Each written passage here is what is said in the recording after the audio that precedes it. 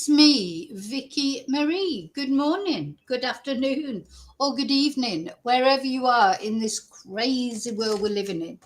So, as you can see, I haven't got around to washing the pink. God, I'm just not organised this morning at all. Just for a change.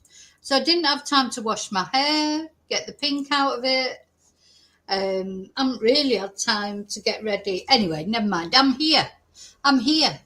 And you know what? I'm also almost gleeful at the moment. I know this is still a terrible, sad case where Suzanne unfortunately was taken from this world. But the glee that I feel that this man finally, hopefully this time conclusively, has been indicted again. The evidence has mounted up against Barry because, of course, the difference between this indictment and the last one was when Barry was indicted before, there was no body. There was no body. So it was difficult for the prosecution to make a case that would stick. Now there is a body. Suzanne has been found, hasn't she? By accident, while the police were actually searching for Edna, the other lady, who apparently two bodies were found while Edna was being searched for, though neither of them were Edna. But anyway, at least Suzanne was found. And as I will be doing a deeper dive on the case of Edna, who was the original person that was being searched for when Suzanne was found. God, my hair looks like I've been dragged through a hedge backwards. Never mind. So, because I've got classes after this, I'll probably frighten my poor student to death. But anyway, never mind. So, yeah, I feel this sort of glee inside.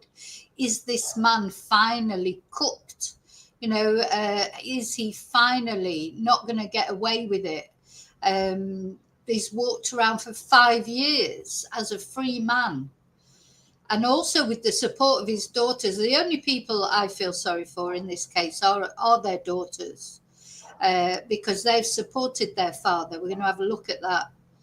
And, you know, they were, you know, unwavering in their support for Barry. I don't know how they're going to feel now, and I feel for them. They're the only people that I feel sorry for. Don't feel sorry for him, obviously. I think it's brilliant that he's now again being indicted, and if the evidence is there, then he will get found guilty, and if he's innocent, he'll get found innocent. So, you know, or he'll get not found guilty. So of course this was Barry and Suzanne in happier days. Always fascinates me how, you know, relationships that appear so good at one point, you know, they were childhood sweethearts, weren't they?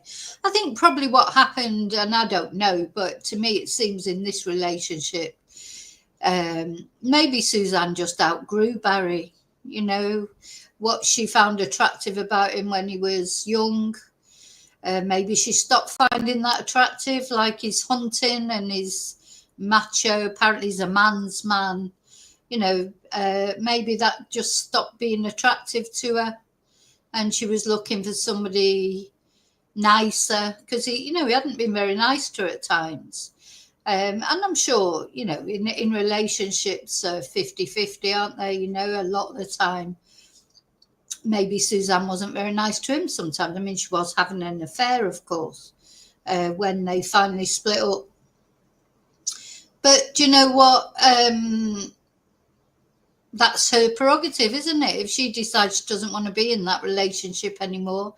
You know, these cases make me so angry. How dare somebody decide just because somebody doesn't want to be with them, they don't have the right to be on this earth?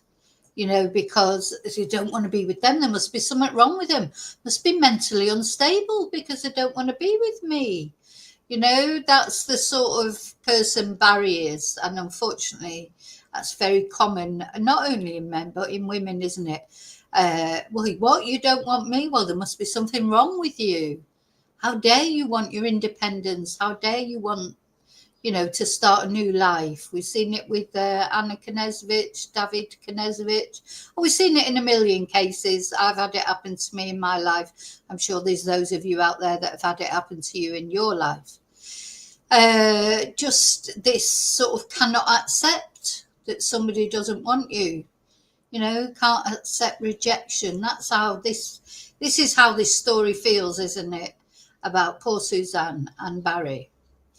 But anyway, yeah, so this feeling of every time I see anything about Barry and his court appearances or the indictment, I just feel this glee now. It's like, there you go. You know, that you've thought you'd got away with it. You've had 5 years of freedom. You didn't get away with it, did you? So that's what we're going to look at. We're going to look at his first court appearance. We're going to look at the evidence against him, or as it's been presented for the indictment before the grand jury. We're going to have a look at his alias. So not only had been living his best life for 5 years, he'd taken on this new name, Lee Moore. Because imagine if he was on dating sites and everything, you put your real name, Barry Morphew. It'd be like, what? Nobody's going to want to go and meet Barry, are they? You know, even if they knew anything about the case. So he was using an alias, apparently, Lee Moore. So if any of you ladies out there had any experience with a Lee Moore on social media, best check it out. It might have been Barry. Feel sorry for anyone else who's called Lee Moore, because I think that name's going to go down like in history as Barry Morphew's pseudonym that he used. So first of all, thank you so much for watching, for liking, for subscribing. Thank you to those of you who are members. Thank you to those of you who've bought Ko-fis, sent super chats, etc. Hello lurkers, lovely lurkers and loathsome lurkers. Hi, happy Monday. I hope you have a good week. Can you believe it's Monday again? Oh my God. Oh, here's Riley, come say hello. Yeah, another week's sped by. So thank you for watching. Thank you, replay crew. Thank you all of you for watching. Let's have a look who's in the chat. It's quiet at the moment. Hi, Tracy. Hi, David. I think that's all who's actually chatting. Yeah, David, why do they go on the dating sites? Well, they don't want to be on their own, do they? You know, they like, well, even when they were together, apparently Barry allegedly was seeing other women, wasn't it? That was part of the reason why Suzanne got fed up with him. So, you know, he's not going to let a little thing like murdering his wife stop him from meeting new women, is he? You know, Barry just seems to me like someone he's a bit of a superior guy, isn't he? Thinks he's superior, thinks he's super macho with his shooting chipmunks and hunting elk for fun. You know, I just think that's a massive red flag. I know that because of the type of country America is, and not only America, in most countries, you get people who enjoy hunting. But to me, I just don't get it. Not for sport, not just for like, oh yeah, hunting elk. Did you know, if you see their living room, there were all these elk's heads on the wall. I couldn't live amongst all those dead animals. You know, just to trophy hunting is just a way of, I don't know, showing what a big man you are, or woman, because women do like hunting as well, unbelievably. You know, it's like going out and hunting on safaris and things like that. Why? What, just to prove you can shoot an animal? You know, I had a student once, you know, there's a bit of waffle coming up here. He was a big hunter. He was, oh God, where was he from? Was it Denmark? He was from one of the Scandinavian countries. I think it might have been Denmark. And you know what? He was a lovely guy. He was such a nice guy. He really was a nice guy. Can't say he wasn't. But he had this tent. He did quite a few different courses with me. and he had this tendency to show pictures of the animals that he'd hunted. And I just said to him, literally, I said, look, I'm sorry, I don't want to see these animals. I don't understand hunting. You know, it's your thing and you like doing it, fine. But I just don't. And you know, that guy, he'd gone deaf through hunting, which, because years ago, because he was quite an elderly guy. I often wonder, I don't know if he's still with us or not. I've not heard from him for quite a few years now. He used to go to the shooting ranges to practice his shooting, of course, at times when you didn't have to wear the ear defenders, you know, before health and safety and things like that. So doing that, he had gone deaf, practically completely deaf. So imagine trying to teach him Spanish by lip reading virtually. It was like, wasn't an easy task. And he was like, like that, and I, you know, trying to, you know, move my lips like that. So trying to teach someone Spanish who's practically deaf is really difficult, let me tell you. But the other difficult thing that I found was trying to reconcile the fact that he actually was a nice guy, he really, really was. But with the fact that he liked hunting animals, he had pictures of bears that he'd shot and this, that, and the other. And I say in the end, I just had to, in my characteristic style, just tell him straight, look, don't show me these pictures. I'm not interested. I think hunting animals is terrible. But he didn't take offence. And, you know, it's not up to me to tell people what to do. They have to live with their own conscience, don't they? But, you know, I just can't get my head around it. So I could not go out with someone. I could not have a relationship, let alone marry someone who hunted animals for sport. You know, for fun. Killing things for fun is not a good sign, is it?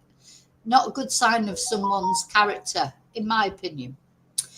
Anyway, I'm sure there's probably many of you out there who do hunt. I don't know, and I'm not criticizing anyone. I'm just saying how I feel about it.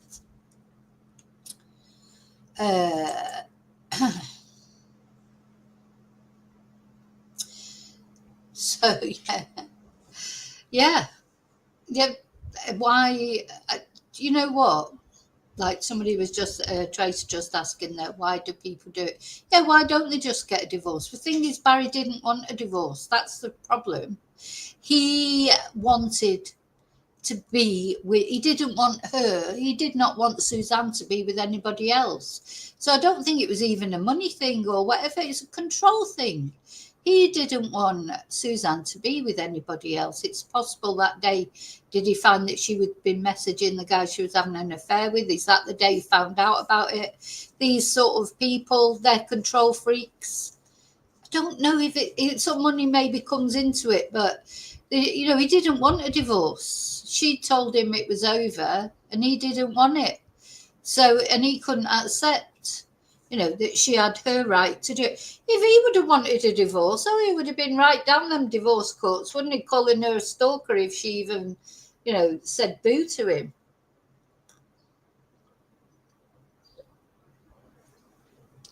You know, that's these sort of people. If he would have been the one to once finish that relationship, you wouldn't have seen him for dust. Because it wasn't him. Or maybe he did want to finish the relationship, but he just couldn't cope with the fact that she might be with someone else. So, anyway, there you go. So this is what we're going to talk about in this video. And I just want to say before I start, I do feel for Barry's daughters. I think this is going to be very difficult for them. They're either going to blindly support their dad like they did last time. But of course, there's more evidence now. You know, they know their mum is deceased now, so the body's been found. How are they going to feel differently? But whatever, you know, they haven't done anything wrong, have they? They've just supported their dad. They've lost their mum. They're likely to lose their father as well. So, you know, I do feel for them. I just want to say that before I start. Okay.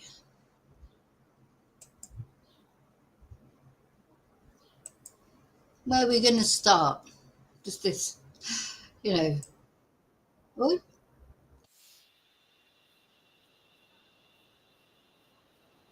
passes. Oh, hang on. Oh, we're going to have a look at, let me just, sorry. We're going to have a look, first of all, at Barry's court appearance.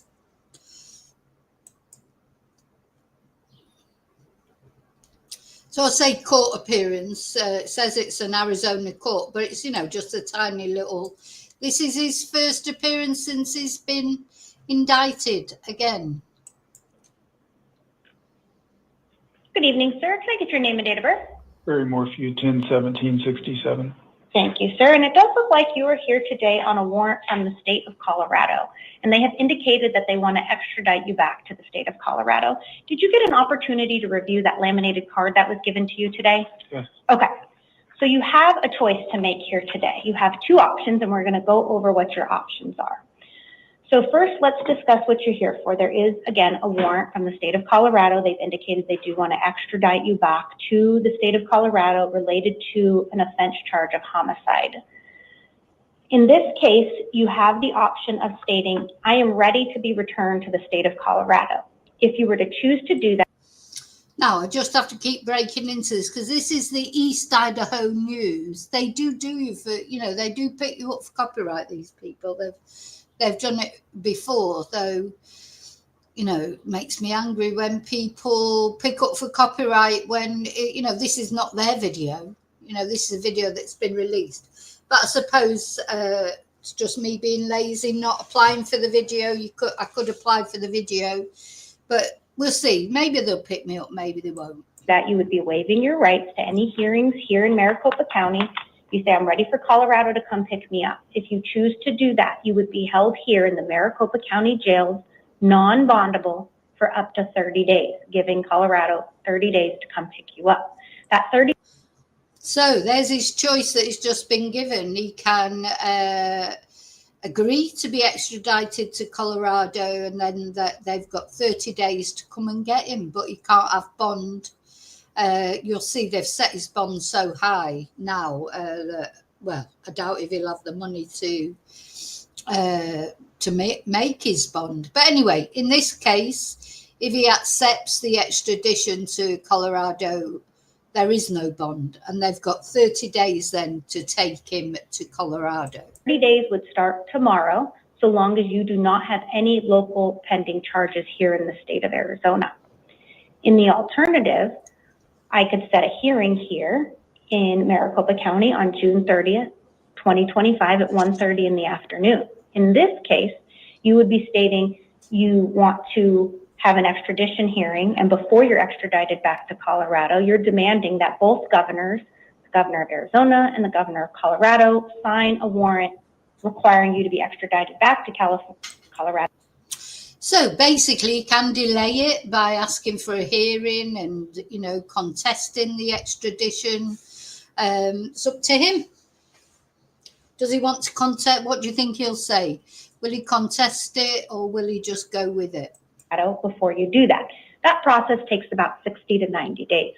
That hearing that I would set here in Arizona is civil in nature, meaning you would not be entitled to court-appointed counsel, but you could hire an attorney at your own expense if you would like to for that hearing. If you were to choose that option, you are eligible for bond. In this case, you have a cash-only bond of $3 million. So, yeah, if you choose to do that, you are eligible for bond, but your cash-only bond is $3 million. So really, he hasn't got much choice, has he, Barry, what to accept? He's not going to contest the extradition, I wouldn't think, because then that could be 3 months before it gets sorted. He won't get a court-appointed lawyer. You get the bond, but it's $3 million in cash. There's not many advantages to him accepting, to him sort of contesting the extradition, really, is there? If you posted that bond, you'd have written conditions of release you'd need to comply with. You would also need to ensure you attended that hearing on June 30th. If you failed to appear at that hearing, you would now have a warrant out of Maricopa County. Your Colorado warrant would still be valid, and you would forfeit the bond that you posted. Based on that information, do you know what option you would like to do here today, sir? I'd like to waive. You'd like to waive your rights here today and go ahead and say you're ready for Colorado to pick you up? Okay. So, not surprisingly, he's waiving his rights and he'll just go to Colorado and get all the benefits like the state-appointed attorney. You know, you can't blame him for that, really, can you? Since we are waiving some important rights, I'm just going to go ahead and ask you some important questions before we do that, and then we will get some of your signatures, okay? So again, I just want to confirm you did read the waiver of extradition paperwork, which was that laminated card? Yes. Okay. And you do understand that you do not have to sign this paperwork? Yes. And you do understand that you have the right to an extradition hearing? That would be that hearing on June 30th? Yes. And do you understand that you have the right to hire a lawyer at your own expense? Yes. And do you understand you have the right to demand that a governor's warrant be signed by both governors of each state before you're returned? Yes. And do you understand? Oh, well, they're certainly making it clear to him, so she's going over it all again, making sure he acquiesces to everything. Understand that you would have a right to bail, in this case, a cash bond of $3 million? Yes. And do you want to give up those rights and sign this paperwork? Yes. And has anyone threatened you or promised you anything to get you to sign this paperwork? No. And have you had any drugs, alcohol, or medication within the last 24 hours? No. I find that you are knowingly, intelligently, and voluntarily signing this waiver, and I am also going to sign it. I am direct. So is that a real person? I mean, that judge sounds like, I tell you who she sounds like. You know, that awful woman that speaks for Donald Trump now. I call her the awful woman, but she's actually very efficient, of course. Donald Trump's media manager, but she talks like a robot, doesn't she? She never stops for breath. It's just like continuous. She doesn't seem to need any prompts. Can't remember what her name is. So maybe she's not that good if she couldn't even stick a name in my memory. But that's who this judge reminds me of. It's like, could be her. You know, it's almost too efficient. Directing the sheriff's office to notify the requesting state that you are ready to return. The requesting state will have 30 days from tomorrow to pick you up and. That's it, Caroline Levitt. God, she never stops for breath, does she? I mean, she is good. You know, you'd say she was good, but the trouble is, it's quite like it's almost. I would never be surprised if it turned out she was AI generated or something, because nobody's that robotic, surely, in real life. But this judge sounds exactly the same. Unless you have local charges pending. If you have local charges pending, then the 30 days will not start until the conclusion of that case. Did you have any questions there? No. Okay. In just one moment, we are going to ask you to step up here. We're going to need a couple of signatures from you to indicate you are waiving those rights.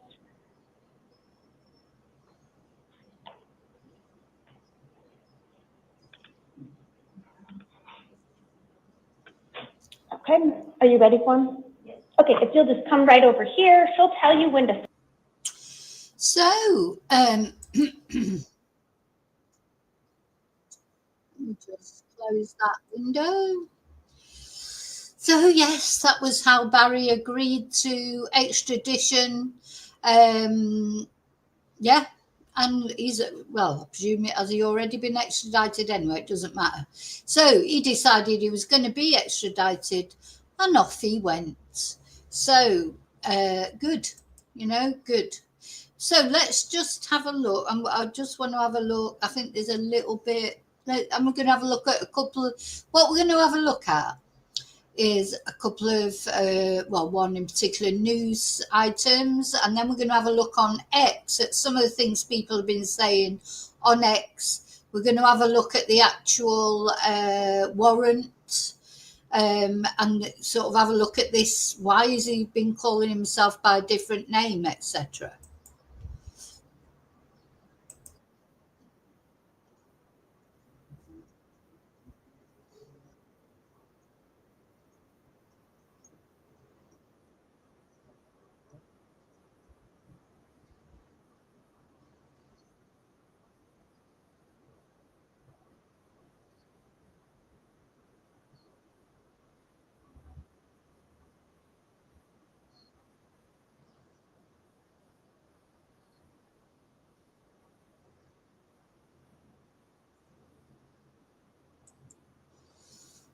Yeah. So Barry did not go out looking for Suzanne at all, but he did make this video begging for information where he looks as guilty as hell, doesn't he? But of course you can't, I shouldn't say that, because you can't just tell, allegedly. Like people say you shouldn't go by appearances, but sometimes you just know, don't you? But anyway, he's innocent till he's proven guilty. We'll try and remember that.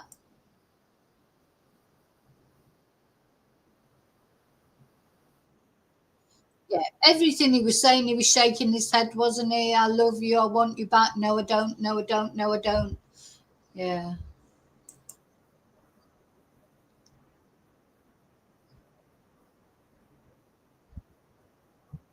Look at this. Look how smiley he is coming out there.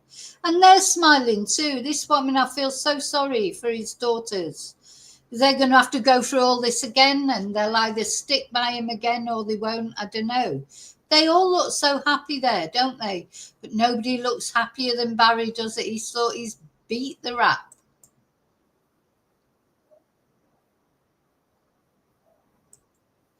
Yeah, and these interviews, this grasping each other's hands and that. I mean, I always felt looking at it that this daughter here on the left didn't look quite so sure, but he's looking his daughter in the face there, his other daughter is looking her in the eyes. They're standing by him. That's their dad.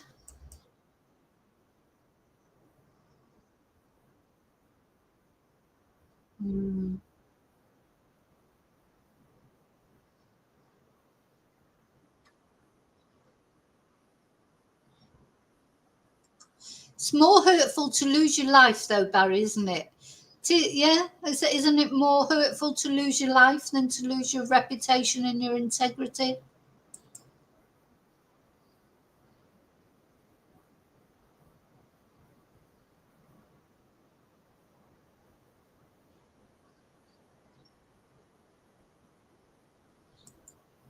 Yeah, so this is Barry's problem.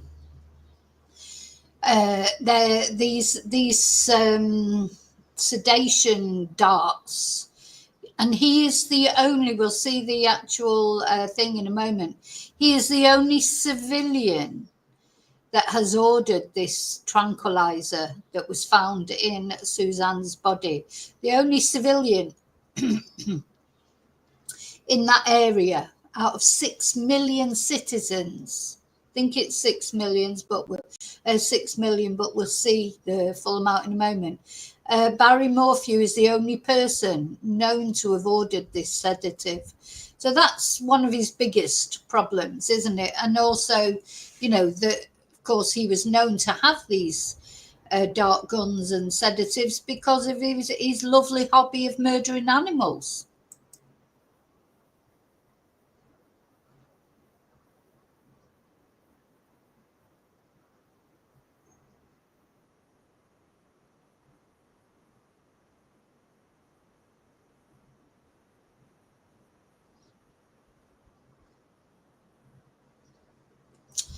So, we watched this yesterday, I think, didn't we?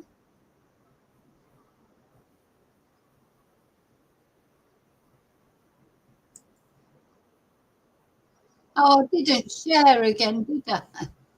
Hi, Maria.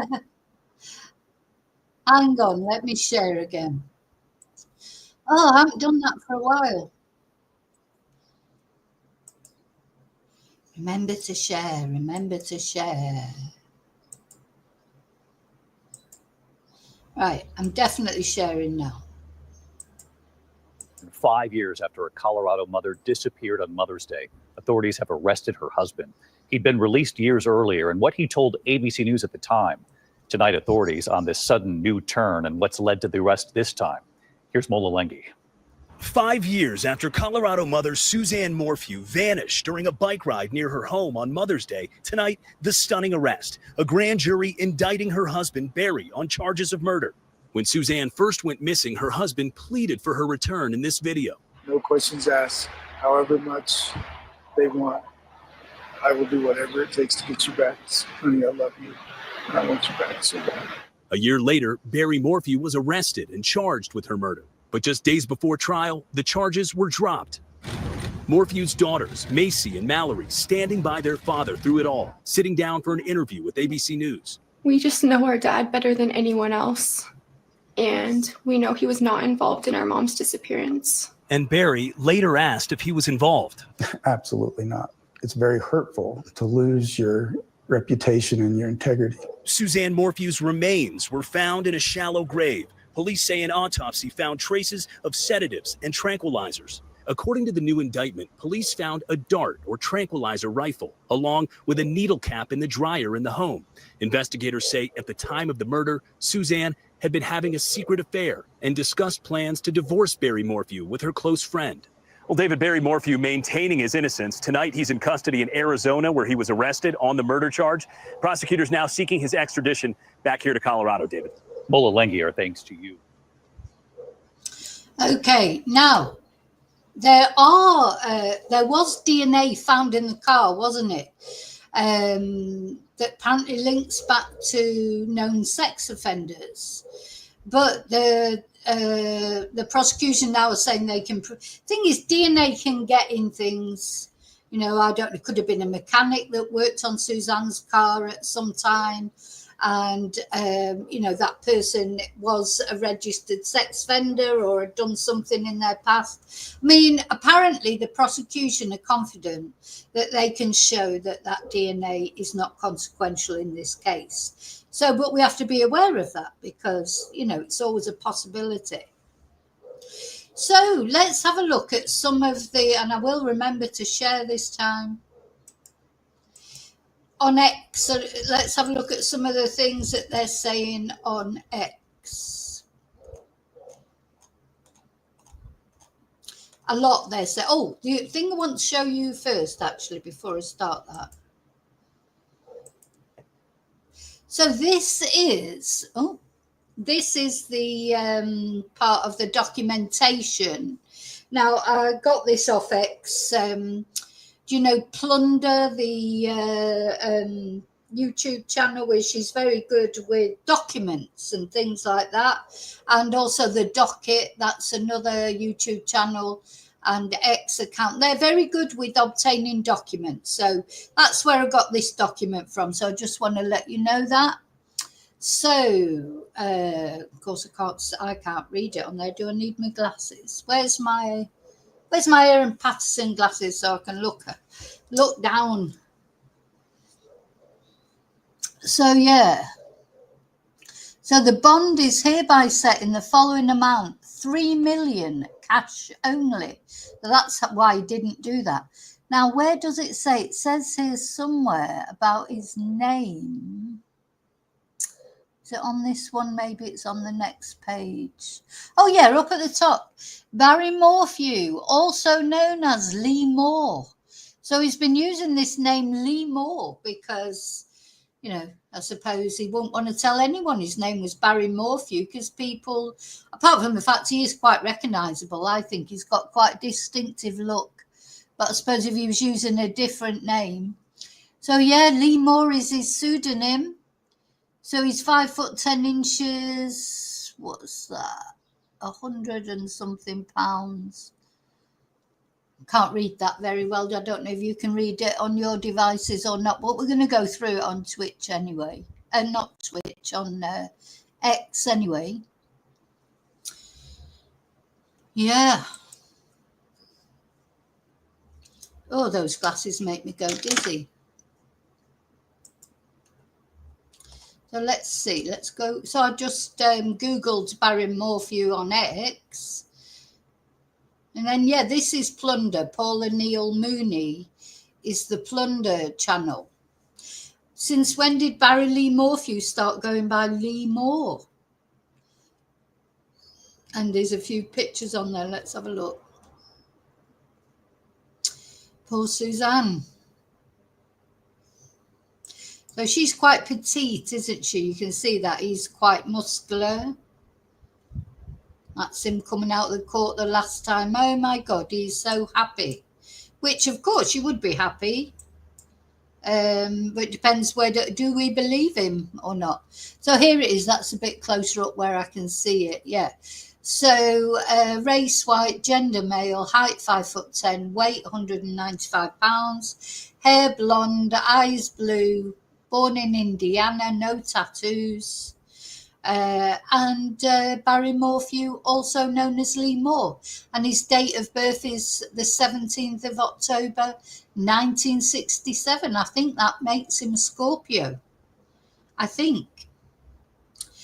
Yeah, $3 million bail, which he's not going to be able to make that, is he? I wouldn't imagine.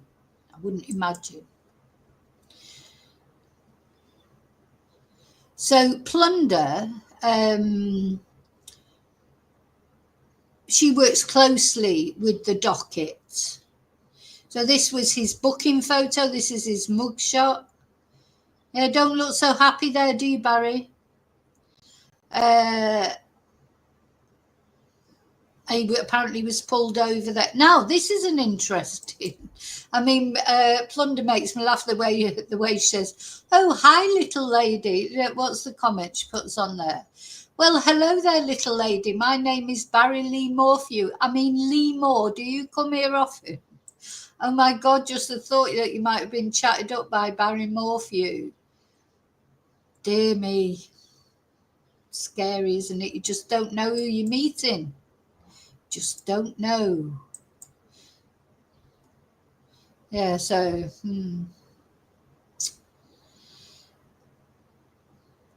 So as I say, there was some DNA found in a Range Rover. So according to this, again, I'm just reading things out off X. We'll find out when the trial starts. I cannot wait to cover this trial. We'll find out the full details when the trial starts. I'm just letting you know what I know so far for when the trial starts. Hi, Joanne. Yeah, what a choice of name. Lee Moore. I'm Moore. Who was that other one, that bloody guy from London who came to Spain and murdered people, and he chose the pseudonym King? You know, I think there's something in these names. You know, they choose them for a reason. Anyway, this person says about that DNA found in Suzanne Morphew's Range Rover, it was never truly in play, and this DA's office finally ensured they'd be able to destroy that argument at trial. So this guy says there are two possible scenarios here. He killed his wife, rendering that DNA irrelevant, or Suzanne was kidnapped on a bike ride, but that also makes that DNA irrelevant. It's true, because if Suzanne is supposedly, she went out on a bike, didn't she? A bike was found, a helmet was found, but she was not found till much later. Now, another thing that is being said now is the police are saying they don't think that Suzanne was always in the place where she was finally found. So they dispute it. We'll read an article about it. It's being disputed because of insect activity, because of decomposition of the clothes or lack of it. For various reasons, the police seem to be saying, or the authorities seem to be saying that Suzanne's final resting place, where she was found purely by coincidence, because the police were actually looking for that other lady, Edna, that she had not been there right from the beginning. So where was she? I wonder where she was in the beginning. So this is again, it'll come out in trial, the whole story. So you don't kidnap Suzanne and then bring her back to the house, open her car, touch her glove box, leave no other DNA, and not take anything else. So it was on her glove box, apparently, and she had cash and credit cards in there. It was a partial touch DNA profile, so genetically limited, but they had to be manually entered into CODIS.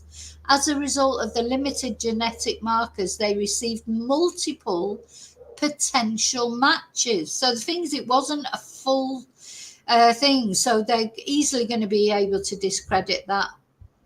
And it says, because you're entering it into CODIS, just the fact it's CODIS that you're entering it into, everyone who comes up on it is going to be someone who's done something, because otherwise it won't be entered into CODIS.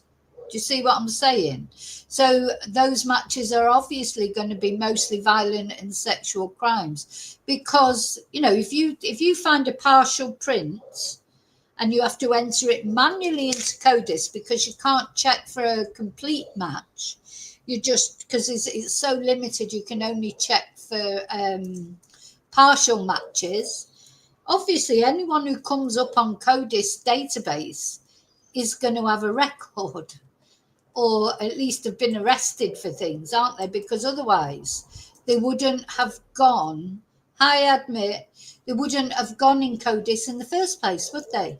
So I think that DNA that was found on the glove box is going to be completely, you know, rubbished. So apparently, according to this person, they excluded most of those people just by looking at the profiles, and came up with 3 they couldn't exclude that way. They then looked into those cases directly and ruled out any connection.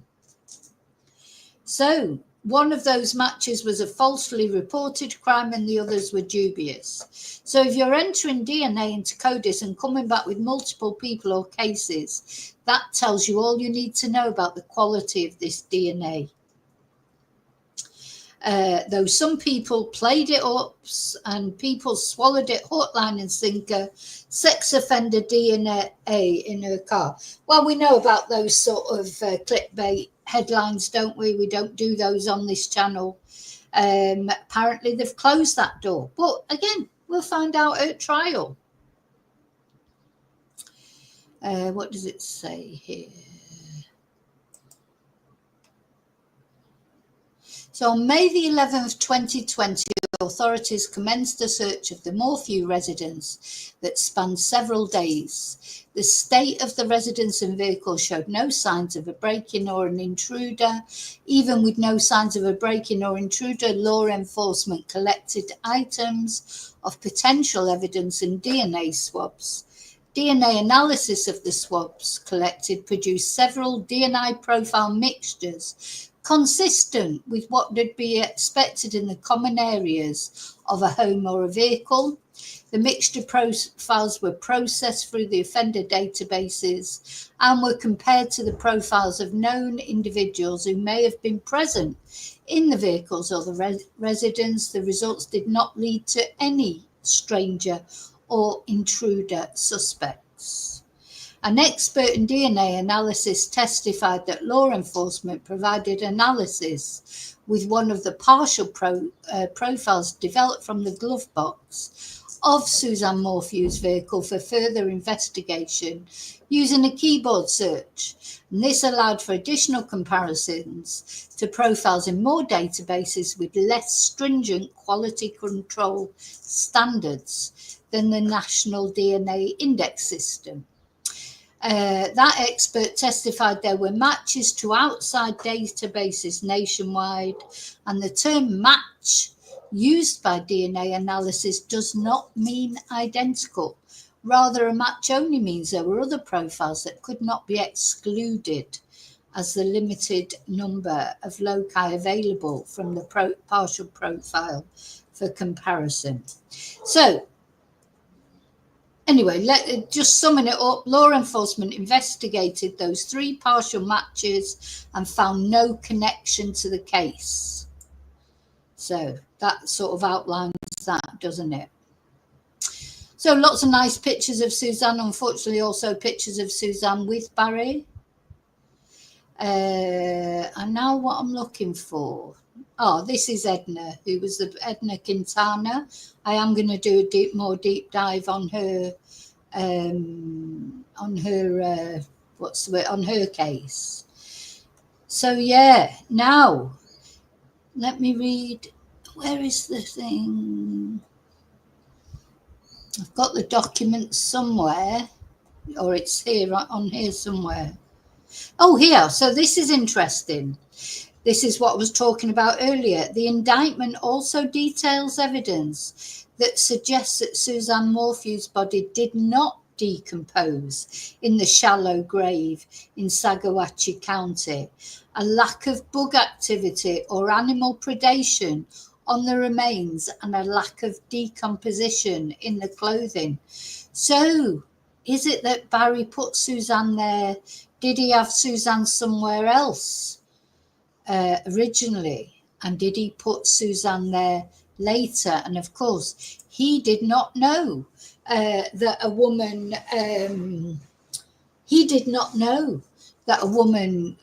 called Edna was going to go missing and the police were going to go looking for her. Did he? He did not know that. Is that another mistake that he made? Then when he thought it was safe, did he then go out and put Suzanne's remains, somewhere where he thought she would never be found? And then, of course, next thing, Edna went missing. The police went out searching and found Suzanne and found somebody else as well. I'm not sure who that was. I bet Barry couldn't believe it when that happened, don't you think? I mean, could you imagine?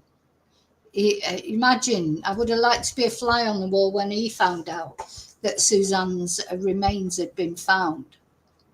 So again, please remember that these things that I'm reading out on X, they're not necessarily true. I'm not sure. So, but I'm just telling you what the chatter is. Now, I wanted to get to there's a piece where it says, and it is official, there's a piece of the official document where it says that Barry is the only, the only citizen out of 6 million citizens in that area that has ordered this tranquilizer that was found in Suzanne's body. And I think that is very condemning piece of information, isn't it? So the cause of death for Suzanne Morphew was determined as homicide by undetermined means in the setting of butorphanol, azaperone, and you know what I'm like with these pronunciations, meditomidine intoxication. And the other thing that I was going to say that's gone completely out of my head. So Barry was known to use this tranquilizer, of course, in his lovely hobby of murdering animals, sedating and transporting deer. God, and when you think about him, did these anyway, never mind. I don't even want to think about is the way he is with animals. Oh, that's right. It's also thought that Suzanne was tranquilized, but it's not clear how long after being tranquilized she actually died. So was she sedated but aware at any time? I mean, it's horrible, isn't it, to even think about? Imagine,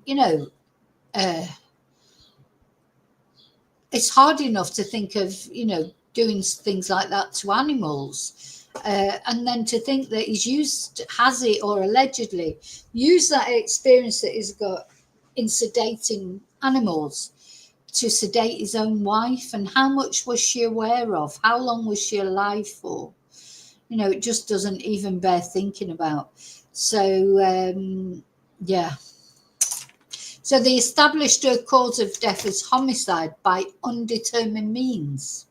There was no, of course, by the time they found her remains, I'm presuming they were skeletal, but again, we don't know. It's not nice to think about, but it's important because, of course, when it gets to a certain point, it's harder to determine, because, if the body is decomposed, you can't tell from, if someone's been strangled, or maybe from the bones you can, but everything's more difficult. That's what I'm trying to say without actually going into details. So let's have a look at what Court TV says about it. This Court TV. I don't want to put on a big long video, just would like, let's have a look at the breaking news video.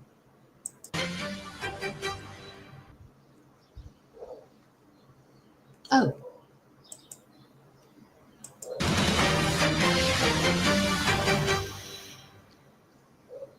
following breaking news in the Suzanne Morphew case. Her husband has just been arrested for her murder.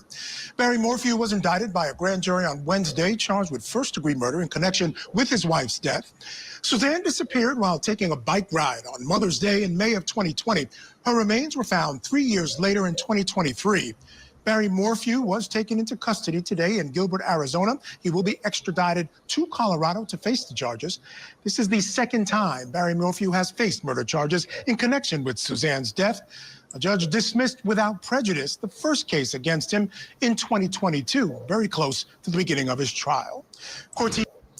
So, of course, that's very important that the judge dismissed that case without prejudice, because that means he can be tried again. Whereas, so it's good, really, although it's a bit galling, isn't it, that he's had some years of freedom. It's better, because if that would have gone to court, carried on, if that court case would have carried on and Barry was found innocent, he would never be able to be tried again, would he? So it's good, really, now in hindsight. TV, of course, will continue to follow this developing story and bring you all the developments.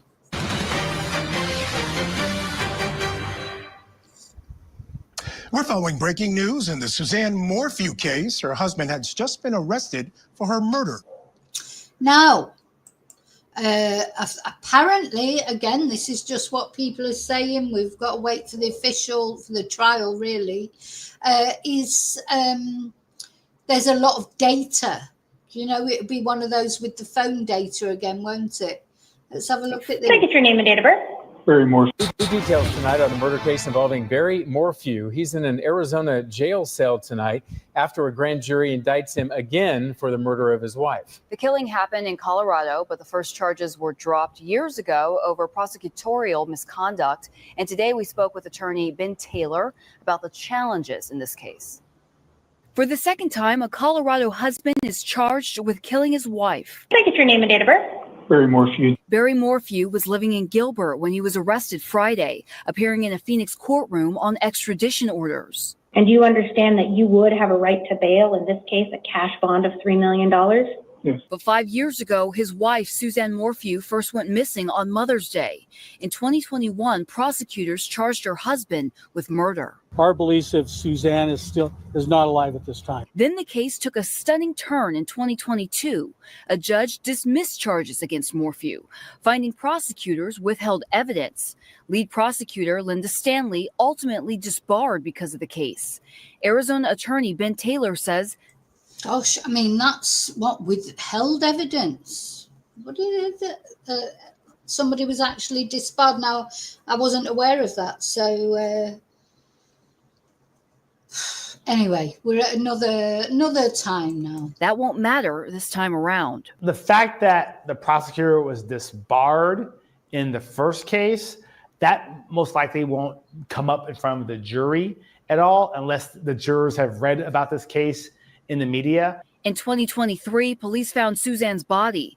With it, new evidence, they say, proves Morphew killed her with a drug cocktail, including an animal tranquilizer found in her bones, according to court records. If the prosecutor can't prove their case beyond a reasonable doubt, they shouldn't be bringing the case in the first place. It's more of an ethical obligation for them to be able to, know that they can actually try to win or try to get a conviction. But in the meantime, before that, they didn't have a body, they didn't have all this new evidence. For now, Colorado has 30 days to bring Morphew back.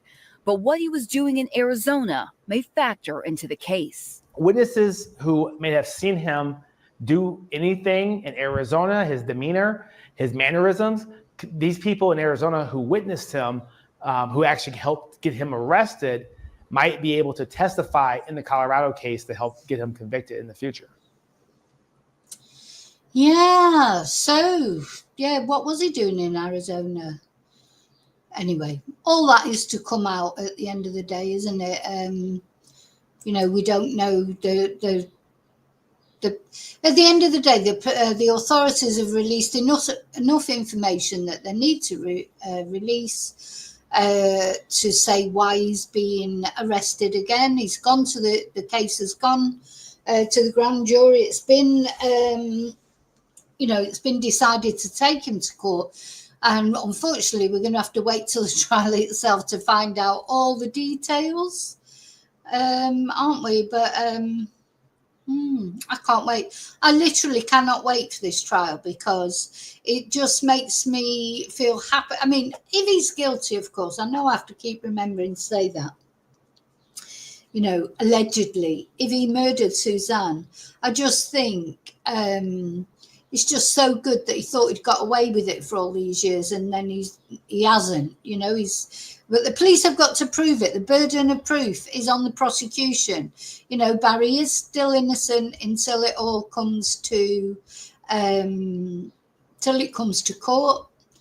But you know, so time will tell. So it's a trial that, if you like, I sort of look forward to. I mean, of course, at the moment, we're still on the mushroom murder trial. That's going to recommence tomorrow. With Justice Beale will be giving his instructions to the jury. You know, I'm looking forward to that as well. Looking forward to that case to be over with, to be honest, because that's gone on for so long. But this is definitely a trial that I am looking forward to hearing what's actually happened, not only what people are saying that's happened, because we only get the full information, don't we, when the trial starts. So, sorry, I'm just looking down to see if there's anything else. Barry Morphew looking a bit worse for wear and pissed off. In his new mugshot, he does look pissed off, that's for sure. Well, you would be pissed off, to be fair. Yeah, he was the only private citizen in the whole state who got this tranquilizer. So he chose a murder weapon so unusual. So it reminds me a bit of the mushroom murder case, you know, because allegedly Erin used a murder weapon so unusual, those death cap mushrooms. And now Barry allegedly using a murder weapon so unusual.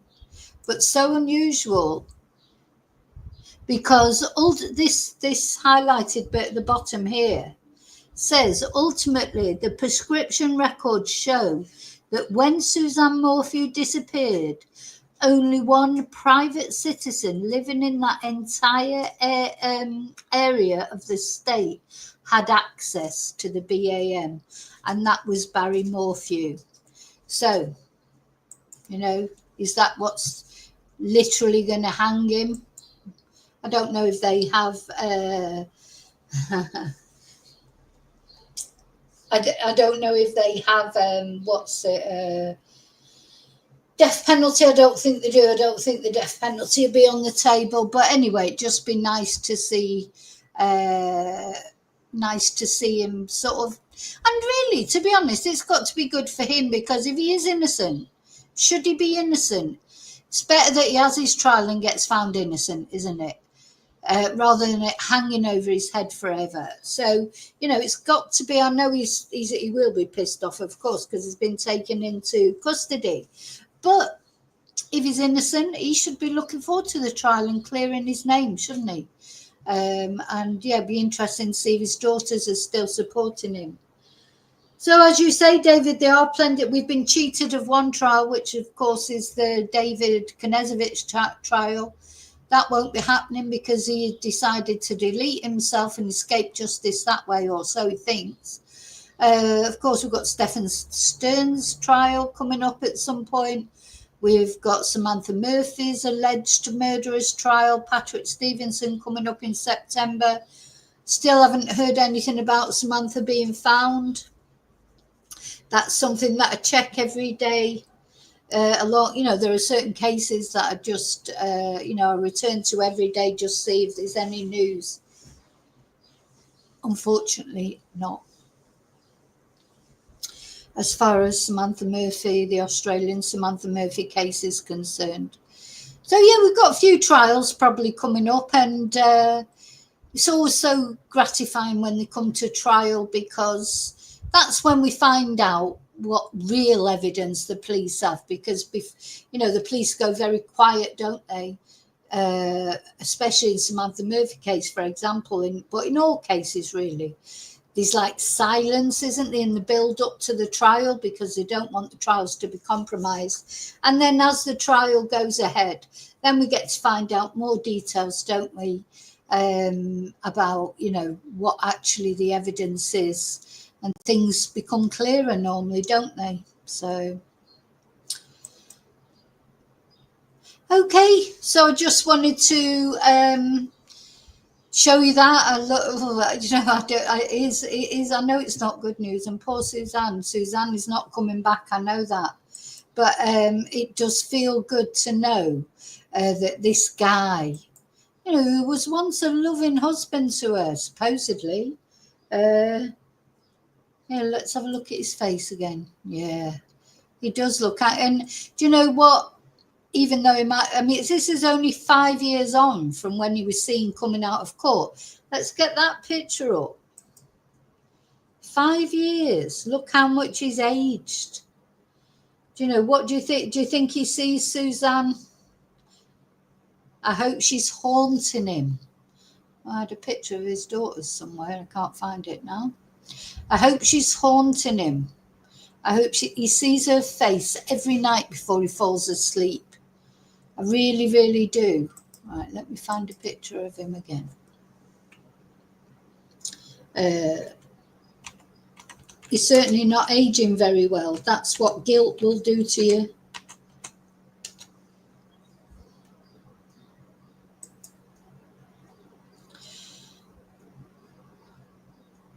Yeah, I'd say he's aged an awful lot, to be honest.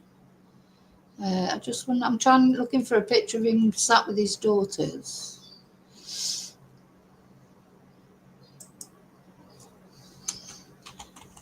That I can put on there. Yeah, there's that. One of those pictures where he sat with his daughters. He looks, you know, perfectly healthy. Doesn't look so healthy now.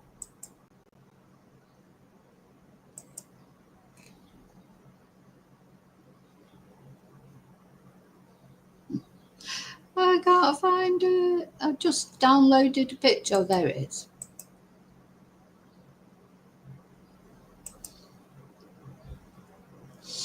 Yeah, so that was him, his daughters sticking by him. Wonder if they are now. He looks sort of healthy there, doesn't he? Tanned. Yeah. And there's his mugshot. Anyway, I don't know, maybe he's a person who doesn't feel any remorse. I think it must be impossible not to. Unless you are, I think I've said this before, unless you are a proper full-blown psychopath, serial killer type, who really your victims mean. I read once that to a serial killer, their victims are just like tissues. Get a tissue, you blow your nose, once you finish with it, you throw it away, you never think about that tissue again. That's how a psychologist, I was watching a podcast from a criminal psychologist, that's how they described how serial killers look on their victims. Just like a tissue, blow your nose, throw it in the bin, never think about it again. Having said that, I think when you kill someone in a domestic situation, someone you've been married to, you've had children to, much as it might seem like the right thing to do at the time, much as you might have felt glad that you got away with it and this, that and the other, how could you never think about them again? It'd be impossible, wouldn't it? Every time he looks at his daughters, he'll see Suzanne, won't he? You know, so I do hope, literally, she is haunting him. I hope, you know, I think these sort of things, this guilt must take a toll. It just must. Maybe he doesn't feel full remorse like normal people do. Maybe he's like a sociopath or something like that. But at the end of the day, he must feel some remorse. Or maybe he wishes that they were still together, you know, that they were still back at this stage in their relationship when she loved him and he loved her. Don't know. Really don't know, do we? But I hope he has had. Hi, Paul. I hope he has had many sleepless nights. I really do hope he's had. Hi, Sean. I hope he's had so many sleepless nights, and I hope he has a lot more. I hope he doesn't do anything to himself, because sometimes these people, when they get caught banged to rights, like David Knežević, I think David Knežević, Anna Knežević's husband, he deleted himself because as he saw that the evidence was mounting up against him, he just knew he wasn't going to get away with it. I think if David Knežević had any thought that he might have got away with killing Anna, he would not have deleted himself. He did it. So that's what I hope doesn't happen with Barry, because I do think that's what these people do when they realise they're not going to get away with it. They don't want to face the consequences, and also he won't want to face his daughters. So a lot of it will depend on the support he gets from his daughters. I think if his daughters turn away from him, that might be the end of it for Barry. So hopefully not. Hi, Pamela. Yeah, it's a bit too pink, but anyway, I've actually got a Spanish class in a minute. So my student, he'll be like, oh my God, what's she done to her hair? Unless I wash my hair before I go into class, but I probably won't. I can't be bothered now. It's too hot. It's very hot, by the way. Well, it says it's 26 degrees. It feels a lot hotter than that.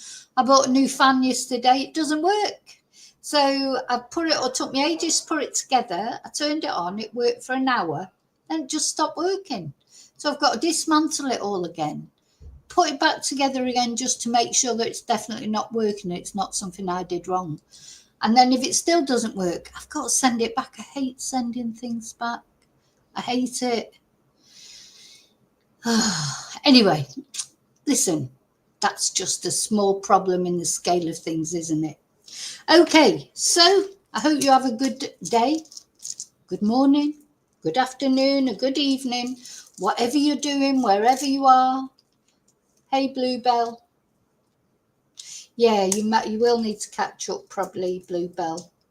But yeah, so I may be back later. I want to do this video about Edna, the woman that they were looking for when they found Suzanne.